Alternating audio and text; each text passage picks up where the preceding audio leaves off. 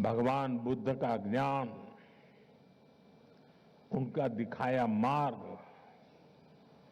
पूरी मानवता का है और कालातीत है। ये समय में बंधा हुआ नहीं है। ये भाव हमने बीते कुछ महीनों में बार बार अनुभव किया।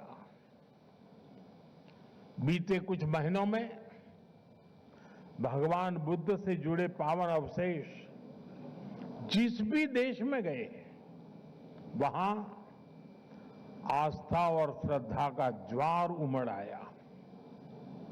थाईलैंड में अलग अलग स्थानों में ऐसे ही पावन अवशेष रखे गए थे।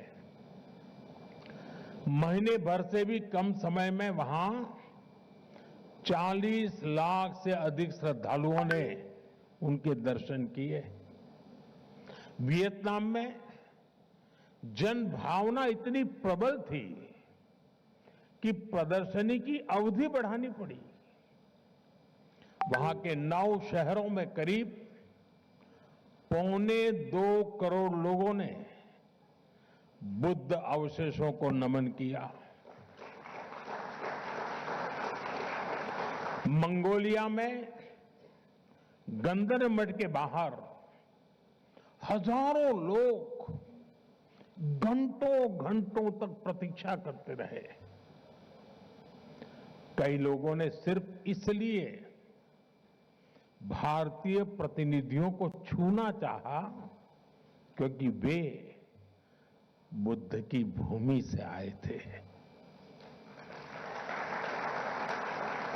रूस के काल्मिकिया क्षेत्र में सिर्फ एक सप्ताह में 1.5 लाख से अधिक श्रद्धालुओं ने पवित्र रेलिस के दर्शन किए।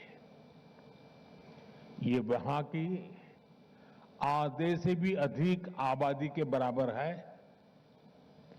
विभिन्न देशों में हुए इस आयोजन में क्या आमजन, क्या हेड ऑफ द गवर्नमेंट, सभी एक समान श्रद्धा से जुड़े।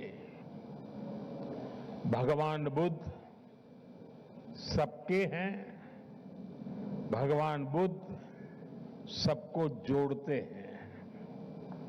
साथियों, मैं खुद को बहुत भाग्यशाली समझता हूं क्योंकि भगवान बुद्ध का मेरे जीवन में बहुत ही गहरा स्थान रहा है।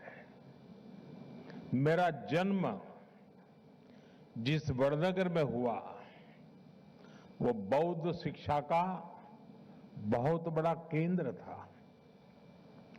जिस भूमि पर भगवान बुद्ध ने अपने प्रथम उपदेश दिए वो सारनाथ आज मेरी कर्मभूमि है।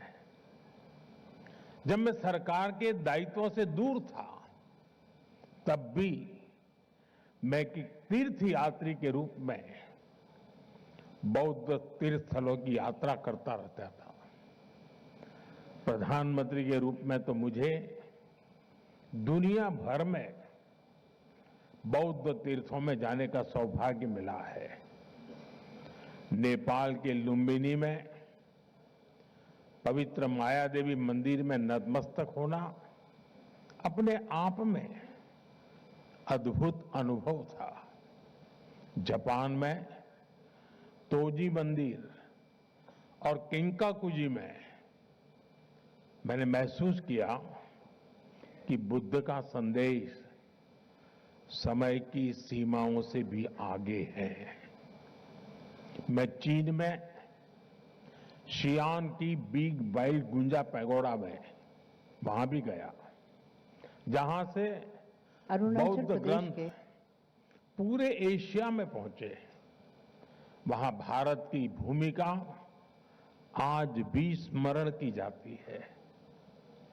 मैं मंगोलिया के गंदन मठ में गया तो मैंने देखा कि लोगों की आंखों में बुद्ध की विरासत से कितना जुड़ाव है। श्रीलंका के अनुराधापुरा में जयाश्री मोहाबोधि के दर्शन करना, उस परंपरा से जुड़ने का एहसास था जिसके बीज सम्राट अशोक, भिक्खु महेंद्र और संघमित्रा जी ने बोए थे। थाईलैंड के वाट फो और सिंगापुर के बुद्ध टूथ रेलिक मंदिर की यात्राओं ने भगवान बुद्ध के संदेशों के प्रभाव को लेकर मेरी समझ को और गहराई दी। साथियों, मैं जहां जहां गया, मेरा प्रयास रहा कि मैं भगवान बुद्ध की विरासत का एक प्रतीक वहां के लोगों के बीच में जोड़ करके लौटूं। और इसलिए चीन, जापान, कोरिया, मंगोलिया, मैं जहां भी गया बोधि वृक्ष के पौधे लेकर के गया था। आप कल्पना कर सकते हैं, जिस हिरोशिमा पर, उस हिरोशिमा शहर को एटम बम ने तबाह कर दिया था, वहां के बॉटनिकल गार्डन में बोधि वृक्ष का होना मानवता के लिए कितना बड़ा मैसेज बना है। साथियों, भगवान बुद्ध की हमारी ये साझा विरासत इस बात का भी प्रमाण है कि भारत सिर्फ पॉलिटिक्स, डिप्लोमेसी और इकोनॉमी से ही नहीं जुड़ता, बल्कि हमारा जुड़ाव कहीं गहरा है। हम मन और संवेदनाओं से जुड़े हैं, हम आस्था और अध्यात्म से भी कनेक्टेड हैं। साथियों, भारत केवल भगवान बुद्ध के पावन अवशेषों का संरक्षक नहीं है, बल्कि उनकी परंपरा का जीवंत वाहक भी है।